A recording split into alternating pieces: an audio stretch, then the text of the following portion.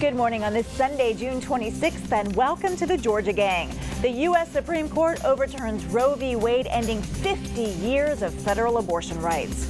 Also, Georgia's election officials, including Secretary of State Brad Raffensperger, go before the special committee investigating the attack on the U.S. Capitol. And the results of Georgia's primary runoffs are in. Stacey Abrams, a big winner. Former President Donald Trump, not so much. Melita, Phil, Theron, and Janelle are all here. The debate and discussion, and what a discussion it will be, begin right now. From the Fox 5 studios, the Georgia Gang starts now. We begin with that landmark ruling. The Supreme Court on Friday ruled to overturn Roe v. Wade and end constitutional protection for abortion.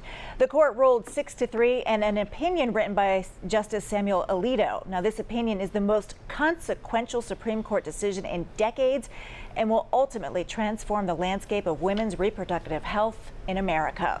Reverend Raphael Warnock tweeting, quote, "I'm outraged by the Supreme Court's decision. As a pro-choice pastor, I'll never back down from this fight. Women must be able to make their own health care decisions, not politicians."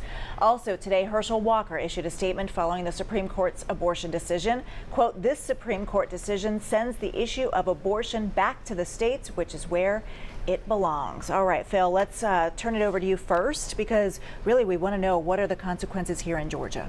Well, it certainly was a historic decision, and we have to emphasize to people that don't fully realize that this fight just goes to the states now, all 50 states. Abortion is still permitted in a lot of states, and it's restricted in a lot of states too. For Georgia, of course, the legislature passed the heartbeat bill during their session. The 11th Circuit Court put it on hold, and it said, we're going to wait, as I understand it, for the U.S. Supreme Court to decide. Well, they did decide. I would expect the heartbeat bill to go into effect. Well, Melita, the Mississippi's law is about 15 weeks right, on abortion and the Georgia restrictions. Abortion ban is a 6-week ban. And we know from prior discussions on the show that there is an obscure part of Georgia law about privacy, which can be used now to challenge the 6-week ban in the state court system. And I think until we've all had a chance to read the full 100-page opinion and all of those footnotes, we don't fully understand exactly the consequences. But I do know this: abortion and reproductive freedom is on the ballot in November. Georgia has the highest maternal mortality rate in the nation. Black women are twice as likely to die in childbirth as white women. There are 76 counties in Georgia which have no OBGYN, 60 counties with no pediatrician. Georgia GOP leaders oppose access to abortion, even in cases of rape, incest, and the life of the mother. So the fundamental right of women to make their medical decisions is on the ballot in November, not just at the top of the ticket, but for every contested legislative race. Well, we always say, Janelle, that elections have consequences. Yeah, absolutely. And, you know, yes, there are a lot of conversation around the effects of this on women. I think it's important to state and note that this is about abortion being unconstitutional, period. That's what it was. I know Justice Kavanaugh said that there's nowhere in the Constitution where it mentions abortion. So the federal government should not be putting anything in place that's going to control whether or not someone can have an abortion or not. Like Phil said, this is going back to the states where it belongs. I do think it's important to add that a number of women who have dealt with abortion, a number of women that I know who have had an abortion, are dealing with the grief. They're dealing with the regret of it. They're dealing with the emotional stain of it. So it's important to state that there are other sides of the coin that are that's also prevalent, not just where it comes from. I mean, when Melita mentions things along the lines of, you know, women just, you know, being the reproductive health or maternal mortality, all of that's important. I understand all of that, but abortion isn't the answer due to infertility or fertility issues. That's not the answer. So I think it's important to state that. Melita, and then Theron. There are some times when abortion has to be the answer for medically necessary reasons. And that's what happens when a court inserts itself between a woman and her doctor and the medically necessary decisions which might save her life. Well, it's the states. That's Fair. why the states, right? Fair. Yeah, I think, Laura, I look at this first and foremost from a humanitarian standpoint, right, before we politicize it. And that is that now a 50-year plus law has been basically overturned where women in this country have basically been given a right to choose. And the fact that you have the extreme of what we heard from Janelle, you have the extreme of what we've heard from with Melita. And I say extreme because these are real cases, right? But ultimately, the woman, their doctor, their family members, their spouses, their partners, they have an opportunity to whether or not choose whether they want to do with their bodies. And now you have a extreme Republican Supreme Court which now has basically put the rights back into the states. And so to echo what Melita said, I can't tell you how important it is now that these local races, these state house, these state senate races are so important, because Democrats, we're fighting now to make sure that what's going to happen with the birther bill or not, but there are some states that have actually made some progress when it comes to protecting a woman's right to choose. And there are some states like Georgia that has not necessarily been as proactive and progressive as far as giving the women that right. And so it's now going to be left up to the lawmakers and the lawyers to make sure that the public understand what's at stake. And as we're taping, we've not yet heard from the governor or Stacey Abrams. But Phil, let me ask you this.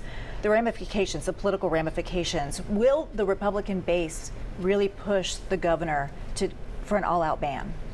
I don't think so. I think that, like most states in the country, if you believe the polls, and sometimes it can be tricky, as we all know, the pro-choice polling seems to be the majority in the country, but also in the majority of the country are people who want restrictions. And so that's why I'm glad that the court did say this is an abuse of judicial authority. You don't want the court going case by case. Mississippi's fine, Iowa's no good. You can't. That would just be even worse. I think they did the right thing, giving it to the people's representatives in all 50 states, and then we decide. So to your point, I think in Georgia, no, there's not going to be an outright ban. I think the majority, from what I've seen of lawmakers, they do believe in some like rape, incest, the life of the mother exceptions with abortion. So I think that you'll see, and of course, representatives and senators have to figure out what their districts are saying. So I don't see an outright ban. Melita, what is the strategy here for Stacey Abrams?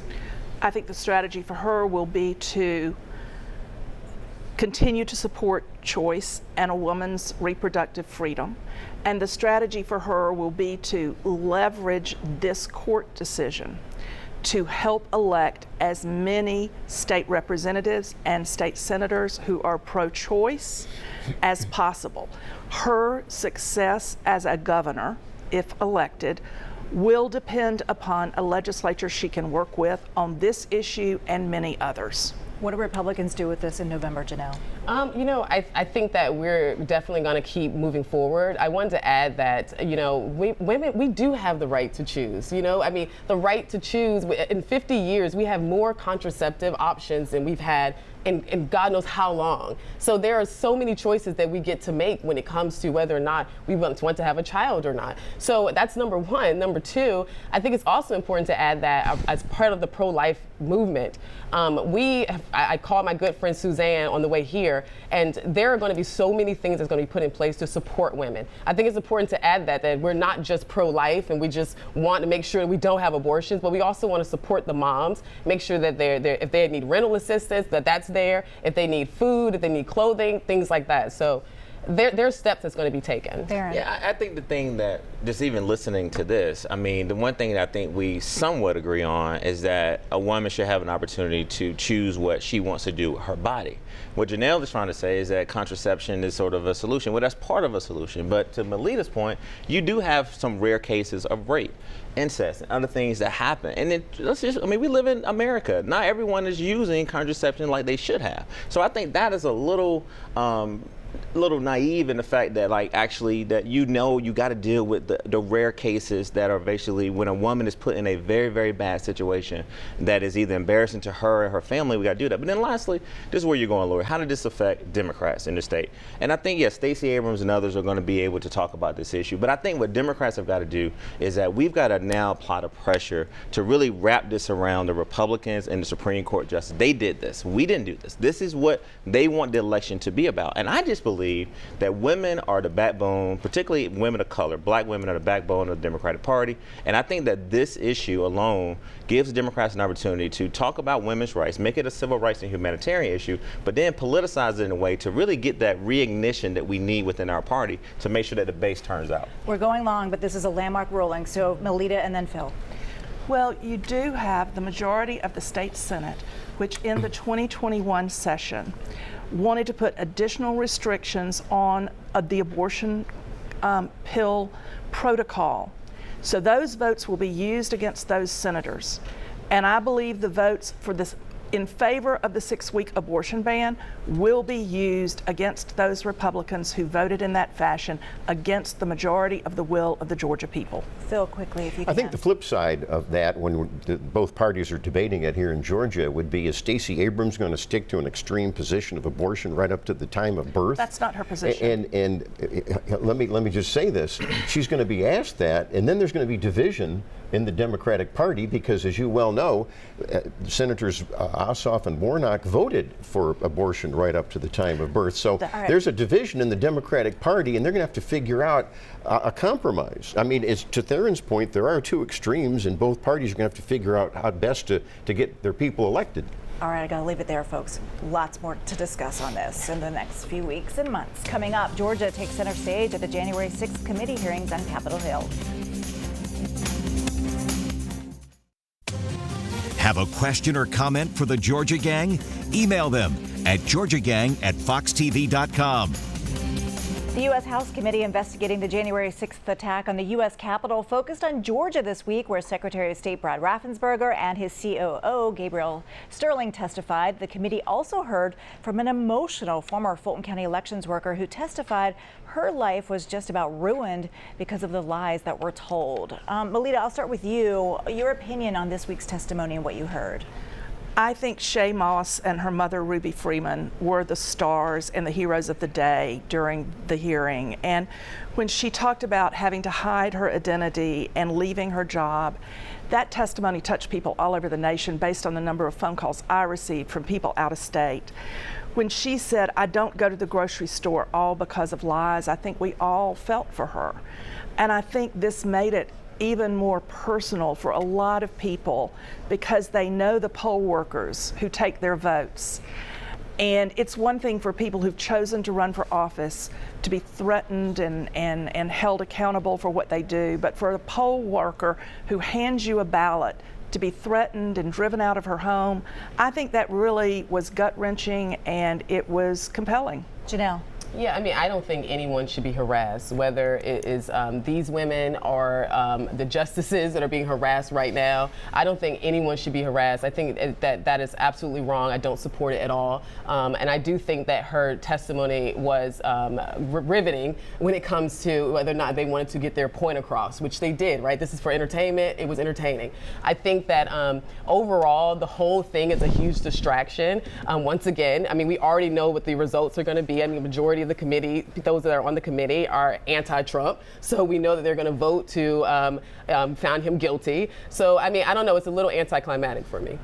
All right, well, back to you on this one, Phil, because the AJC reports that the feds are stepping up their efforts to investigate a slate of fake electors designed to help overturn the results of the 2020 presidential election. The feds are seeking records from GOP Chair David Schaefer and attorney Brad Carver. Now, according to the AJC, 16 influential Republicans filled out the fake slate, including State Senator Burt Jones, who is the Republican nominee for lieutenant governor. Do these folks have anything to worry about? I think that the good news for this Georgia case with these electors, they were done constitutionally on the date of December 14th. It was very open. There's a lot of mythology saying, oh, this was secret, and no, it was videotaped. David Schaefer, the party chairman, actually held a press conference. They were all announced. All of these electors were announced. I think that there's precedent because if you read the Wall Street Journal editorial the other day, they said there are alternate elector slates through American history that have actually been ratified. I don't think that'll work. I think it was the right decision not to have that ultimately, that Vice President Pence had to decide. But I think that there's a very good legal case to defend the fact that it was a legal strategy, that some lawyers disagree, obviously. Some lawyers say it was a legal strategy to have those electors in place if indeed enough fraud was found in Georgia. Well, Theron, we also know that Fulton County District Attorney Fani Willis is interested in this fake elector issue as she continues her own investigation into the former president's alleged efforts to overturn the election. And we've also learned that Governor Kemp will give a sworn recorded statement to the Fulton County Special Grand Jury. Lori, I'm so glad you brought this electoral story up, because honestly it's what a lot of people should be paying very close attention to. I mean, let's just go through the timeline. Trump loses the race. He gets beat in Georgia. He makes a call to not only Secretary of State Raffensperger, but to, we think, some type of outreach to B.J. Pat, the former U.S. attorney. He basically spreads a lie. He then basically gets people to come in, Rudy Giuliani and all those to come in, is basically get people sort of feared. We talked about the women who gave the heart-wrenching testimony that basically their lives would never be the same.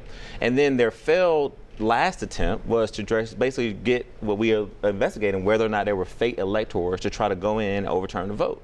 I mean, I just think that if you're a Georgia voter, it's just a big comparison, apple and oranges, of how the Democrats are conducting ourselves versus the extreme Republicans. And so now you fast forward, and this case has to be investigated. And that's why DA Willis, I'm sure, is looking at this from a really sort of full comprehensive lens, because whether or not this happened or not, it should be investigated. And so now with the governor, who probably doesn't want to be necessarily testifying about something that happened in 2020 and 2021, when he didn't even have the former former president's support. But now he's been forced to testify. And so while Phil does bring up a good point that I think that this should be fully investigated, but we do know, if you look at what happened all over the country, and the evidence is pretty damning. I mean, it's pretty specific that there may be a case there that people illegally signed up as electors to go and basically try to overturn an election. When the Democrats, I mean, you saw that picture of Nikema Williams and Stacey Abrams and Sachin from the party. We did it the right way. And so I just think you have to prove intent, though. I get that, but what I'm painting a picture of is that we got to let the voters know that how people conduct themselves. And I think that the Republicans conducted themselves in a very, very inappropriate way to try to basically overturn elections. Janelle? And I think that this investigation should go on and the facts should be revealed. Yeah, I think the way you're talking about conduct, when we're talking about people who are not able to feed their babies, we're talking about gas prices that are preventing people from being able to go to work, we're talking about pantries that are empty. These are the issues that people care about. Yeah, you know, and I mean, being able to conduct yourself a certain type of way. I mean, this is all for formality. The fact of the matter is, nothing happened that would constitute any type of legal outcomes. And so I do think, once again, this is a distraction to get people off the fact that they're hungry, gasless, and going to be gunless in a little bit. But this is that's the real. But Janelle, those are issues that my party, Melita's party, have been talking about for decades. Y'all are catching up. No, Republicans, catching up. So welcome That's to start caring about poor people. Oh. Right? Is that your identity? First of all, this is not about poor people. This is about people in general. The fact is, you want it to be about poor people. Empty pantries. I'm using your words. You said empty pantries. So I never heard a Republican say that. No, what I'm telling you is that for you to say that we shouldn't investigate conduct is laughable. I didn't say that. I said that normal people are not caring about this. This is stuff that you care about. Let him finish. So here's my thing. What we can't do is be desensitized to what your president did. All right, we can't be desensitized to this man. I know it's gonna go back to Trump. But he. I mean, we're talking about him right now. Well, y'all are obsessed with him. If we were talking about Obama, if we were talking about Biden, I would have that conversation. No one's obsessed with him. But the thing is that the conduct, it happened, and you want to basically, punt on it. But we care about all those issues you talked about. We care about gas. We care about groceries. And our candidates, Stacey Abrams, Raphael Warnock, now Charlie Bailey, B. Wynn, et cetera. All those folks are talking about those very issues. I'm talking about the fact that my husband and I was on the trail for 408 days. No one talked about conduct. People talked about gas prices. They talked about food. They talked about shortages for their babies. And we'll leave it These there. are things they talked about. All right, we'll leave it there. Okay, everybody, I told you it was going to be lively today. Coming up, the November ballot is now set up for Georgia's Tuesday runoffs. We'll discuss the wins, losses, and the new matchups next. Join the discussion on the Georgia Gang Facebook page and watch past episodes on the Georgia Gang YouTube channel. Well, many pundits said it was a good night for a Democratic nominee for Governor Stacey Abrams on Tuesday. She went 3 for 3 in her endorsements. Melita, including Bee Nguyen, who got the Democratic nomination for Secretary of State. Now, we know Brad Raffensperger got a lot of Democratic crossover votes. So what do you expect to be the key issues here? Because my question is, will it be hard for Democrats to talk about voter suppression when we see some of the numbers in the May primary? No, I don't. I think that will still be a topic, and I think it's very interesting that Stacey's endorsements did far better than Trump's endorsements, and Stacey really helped push Charlie Bailey and William Bodie over the line. Charlie Bailey had been behind Kwanzaa Hall in the primary, and he leapfrogged way over him. William Bodie and Nicole Horn had been almost even Steven in the primary, and then William Bodie jumped way out front with the benefit of not only Stacey's endorsement, but the firepower she put behind it with radio and TV ads and social media pushes and money. So I think it was a very successful night for her, and it will be an interesting foreboding of what might happen with her skirt tails, so to speak, in November. All right, well, she jumped ahead of a lot of the races that we hopefully will get to discuss, but I want to go back to Secretary of State, Phil, because Secretary of State Brad Raffensperger is probably the most well-known Secretary of State in all 50 states, and now he's going to go against Bee Nguyen. That's right. He's got great name recognition that always helps in an election, right? But I've said this before, as Republicans, let's go with the devil we know than the devil we don't know. Bee Nguyen could be far more radical than Brad Raffensperger. So my philosophy would be, in the land of the blind, when it comes to the Secretary of State's race, let's go with the one-eyed king, and that would be Brad Raffensperger. Let's talk about the Lieutenant Governor's race, where Charlie Bailey, as you heard, came out on top over Kwanzaa Hall. Theron, was it a mistake for Hall not to debate? A lot of people are going to probably say that, Lori, because honestly, the one common thread between the three candidates who won, William Bodie, Bee Nguyen, and Charlie Bailey, is that they all raised a significant amount of money for the runoff. And while Kwanzaa did do well in the primary, there are a lot of folks that felt like maybe he could have actually done the debates, and we don't know if it would have made a difference. But while Stacey Abrams does deserve a lot of credit, I do think you got to give those three individuals a lot of credit as well, because not only did they receive the endorsement, but how they amplified it, as Melita talked about, was really key. So I think the ticket is set. Unlike the Republicans in Georgia, we are united and we have our ticket together, and I think we're very optimistic about November. Janelle, Charlie Bailey came out swinging against State Senator Burt Jones, the Republican nominee for Lieutenant Governor, who has the endorsement of former President Trump. Could that hurt Jones in a general election if he's got this endorsement from the former president? I don't think it's going to hurt him. I think that, again, we're going to go back to talking about issues that people actually care about. So I think that that's what's going to drive it. For the Democratic Party, turnout is everything. And I think that's why Stacey created her slate versus allowing it to kind of play out on its own, which we do see happen in the Democratic side. So because if the slate is not strong over there, and that's why I believe there's so much unity, because for Democrats, they have to be unified or they won't have the turnout. Well, Phil, as Melita mentioned, two big losses for former President Donald Trump. In the 6th, Rich McCormick beat out Jake Evans, who had the president's endorsement. And in the 10th, Vernon Jones, who had the endorsement also, but lost to Mike Collins. Now, to Janelle's point, is the former president's popularity waning? No, in fact, I think people are going to make their choices here. And I mentioned earlier on one of the broadcasts a couple weeks ago that remember when Trump country outside of metro Atlanta shifted in the last week of the campaign, which surprised a lot of people, including me. But the Trumpers said, you know what, we think Brian Kemp is the best one to go against Stacey Abrams. And these two races you're talking about in the 2 congressional districts, I think a lesson should be learned by Republicans. I'm tired, and I've been tired of this for years. Stop calling somebody a rhino. That doesn't work. I mean, you had Rich McCormick, who, for heaven's sake, is a Marine. He was at tops at Morehouse College. He had an excellent resume. Jake Evans should have just stopped that. And, and Vernon Jones never had a chance in the 10th district. No, he didn't. He didn't live there, and he didn't represent there. So, okay. Coming up, winners and losers. Stay tuned.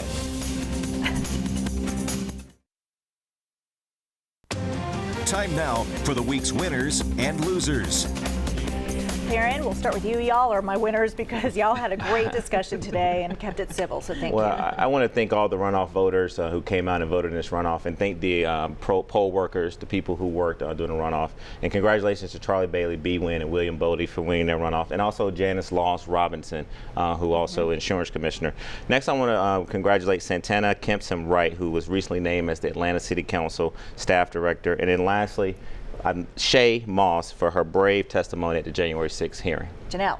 Absolutely. So I want to say congratulations to Mr. Jeff Floyd, who graduated from Judge Carla Brown's Veterans Court this month. They are doing the Lord's work with that. Also, we did say that local elections are going to be very important, so I want to highlight two that are in my district. Peter Corman, who's running in House District 51, and then Liz Hausman, former Commissioner Commissioner Liz Hausman, was running in State Senate District 14. All right, we got to be quick. Melita.